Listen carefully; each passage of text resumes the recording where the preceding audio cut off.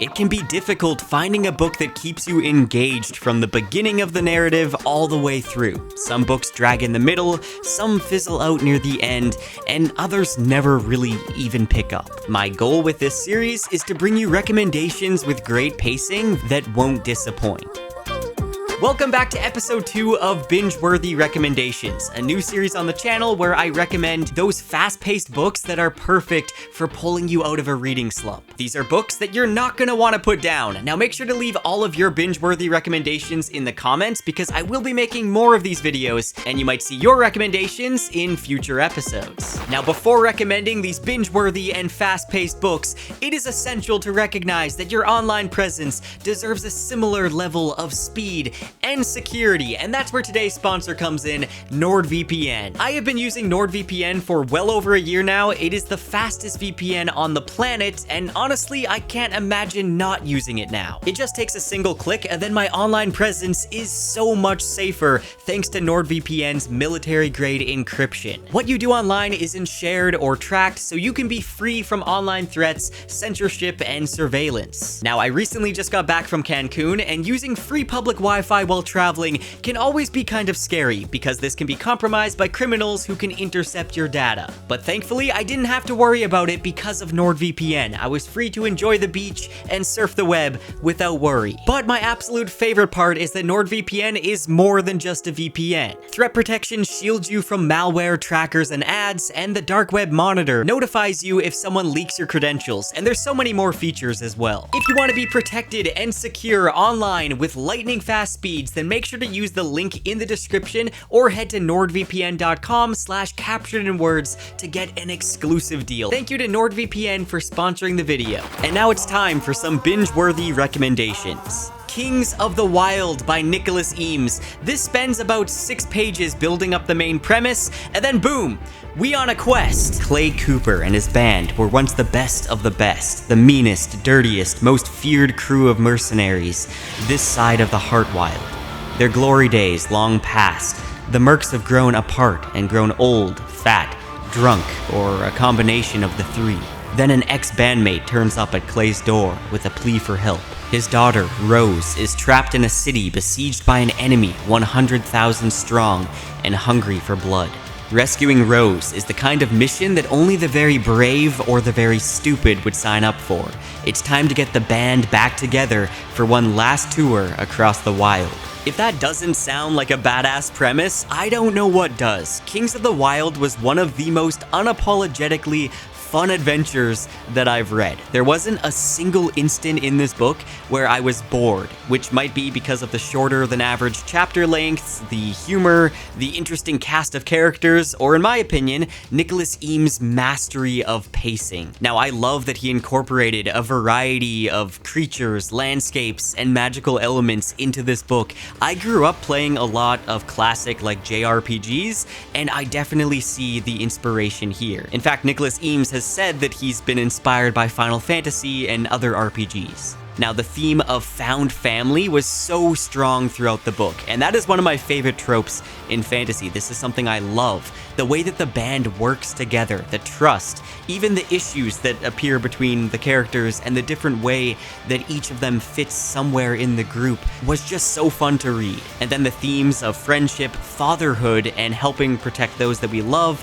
made it surprisingly really heartfelt and impactful. There's also the sequel, Bloody Rose, which is definitely worth reading as well. The Martian by Andy Weir. Now, this is a sci-fi book that I think appeals to a larger audience, even those that don't typically like sci-fi books. This doesn't deal with like aliens and time travel or anything like that. It's much more realistic, and it feels like something that's possible. Mark Watney is part of the first crew to ever set foot on Mars. What begins as a successful space mission ends in a disaster when a dust storm surprises the crew and separates Mark from the group. Injured and presumed dead, the crew evacuates, leaving Mark stranded on Mars, only having his own wit and intelligence to fall back on for survival. Now, you may have seen the movie, which is fantastic as well. I gotta say, I have deep respect for all the scientific research that went into this book, because I've never found a better science fiction book that somehow makes the science easy to understand for a layman like me. I mean, not that it gets into any complex details, but he explains all the science in a way that both makes sense and manages to be entertaining. I mean, he made math entertaining. Andy Weir is a fantastic author. I feel like Mark is the perfect protagonist that you want to root for, and it isn't all just science jokes and planting potatoes on Mars.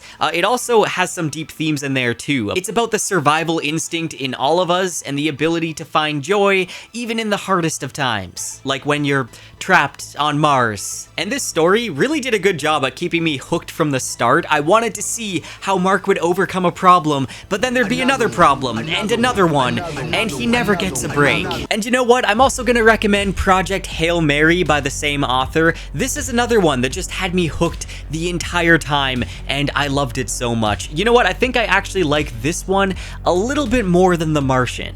Rylan Grace wakes up from a coma connected to more tubes than he can count, only to discover that he's been in a spaceship for a long time.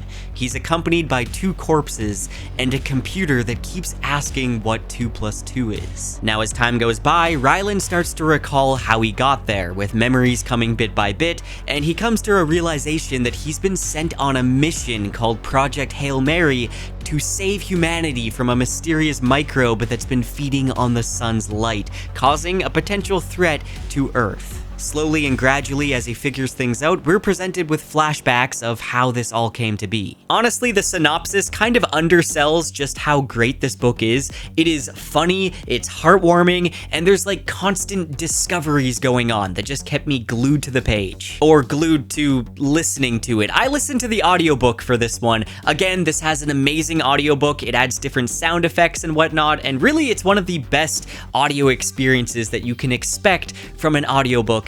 There's one character in particular that just made this book so enjoyable for me. I'm not going to mention who that character is, just for spoilers' sake. But yeah, anyway, the narration done by Ray Porter is fantastic. It does contain a lot of the stuff that made The Martian so good. I feel like the main protagonists are very similar, but there is enough that's unique within Project Hail Mary that I think they're both worth reading. And like I said, I did end up liking it more than The Martian. There's that perfect balance of like claustrophobic, dark moments, and then the witty banter and light moments. That balance is just done so well. It has immense stakes, it's incredibly compelling, and I just checked on Goodreads, and this book has over 500,000 reviews that are 63% 5 stars. You do not see that too often on Goodreads at all, so just look at the numbers. It's worth reading. You should definitely give it a read. One of my favorite reading experiences of 2023 was starting Dungeon Crawler Carl by Matt Dinniman. In Dungeon Crawler Carl, aliens come to Earth and change the Earth into a massive 18-level labyrinth of a dungeon where humans are forced to compete in a game show being broadcast live to billions for the entertainment of a cosmic audience. We follow Carl along with his ex-girlfriend's cat, Princess Donut, who, let's be honest, is the true star of the show, as they make their way through this dungeon filled with traps, monsters, loot, and other players that are fighting for survival. But to survive, you also have to entertain and kill in style so that you can get sponsors by all the alien life forms that are watching the game show. It's kind of a wacky version of the Hunger Games mixed with Dungeons and Dragons. And to say these books are addictive is an understatement. If you are a fan of lit RPGs, then you've probably already heard of this series. It's often voted as like one of the best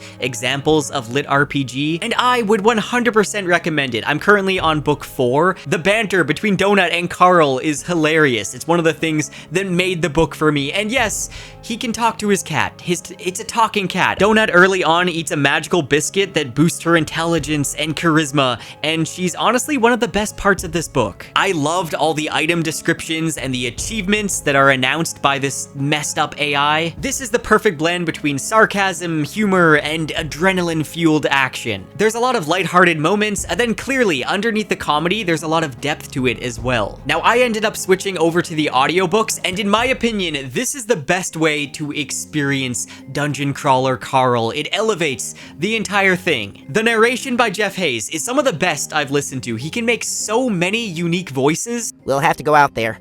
We should do it now before the hunters can get here.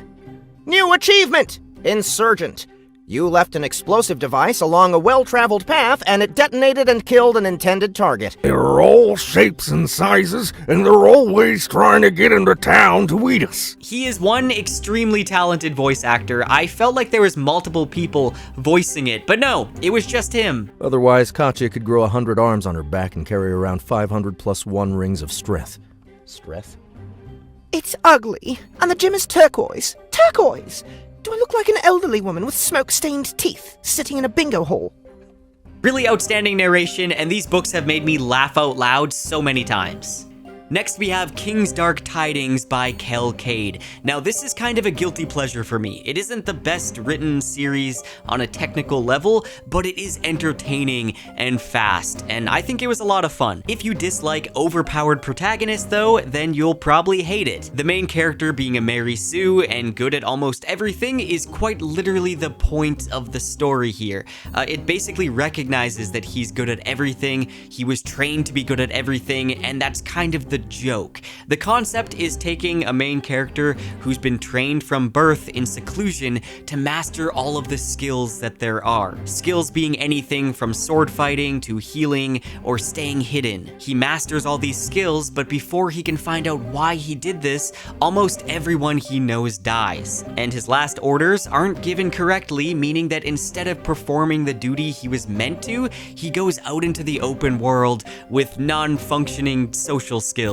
And for some reason, the idea of an overpowered character with huge social deficiencies was really entertaining to me. There's so many funny interactions between the characters here, and that's kind of the whole thing driving the narrative forward. Again, the social interactions and the mix-ups leads to a lot of great, funny moments. It's generally a pretty light read, but also kind of edgy. It's a very easy read and very entertaining, so I think it fits in with binge-worthy recommendations. One of my go-to quick comfort fantasies is The Legend of Drizzt Books by R.A. Salvatore. These are the classic Forgotten Realms fantasy that start with the Dark Elf trilogy, and it follows the iconic drow elf Drizzt Books and his magical panther companion. Now, the story of Drizzt begins beneath the surface of the world in the subterranean Underdark, about 2 miles underneath the surface of the Forgotten Realms, in the cave-like city of Menzoberranzan, the City of Spiders, home to dark elves known as drow. To navigate the city, the drow ride not on horses, but on lizards capable of climbing the walls. Now, here society is ruled by matrons of the 9 families who serve the spider goddess Lolth. However, the dark, vicious politics of the drow does not come naturally to young Drizzt, who defies the expectations of his race and society to live a life of truth-seeking, integrity, and peace over malice and wickedness. But to escape the Underdark and make his way to the surface, he must battle his inner hunter that threatens to regress him to a bestial and instinctive state of mind. Now, I read a lot of these back in the day. This was one of the series that I read in middle school and high school that really got me back into reading again. And I still think about these books to this day, and I really do want to revisit them soon, but I do remember them being very fast-paced and compelling. R.A. Salvatore knows how to paint a picture. I really loved the setting of the Underdark, and at times, I even got a bit of tunnel vision while I was reading. Like the room around me was getting darker, and the only thing illuminating my eyes were the words on the page. I will say these aren't the most unique or complex books, but Salvatore does action really well. These have some of the best fight scenes that I've read. Sometimes I really want just a popcorny D&D style novel, and my go-to for that is either the Drizzt Books or Dragonlance. I think this is the perfect series to just escape to and binge read, and you may want to take a break here and there, as sometimes the plots can get a little bit predictable, especially if you're reading them all back to back. But there's so many iconic moments, and this series has a big place in my heart. And those are all the recommendations for today. Let me know if you've read any of them, and if you have any recommendations that you think are binge-worthy, then I might just have to give them a read and put them in the next episode. And if you're looking to join a welcoming community of readers, then make sure to check out my Discord server. Also, if you like the videos I make and you want to support me and the channel, then make sure to check out my Patreon.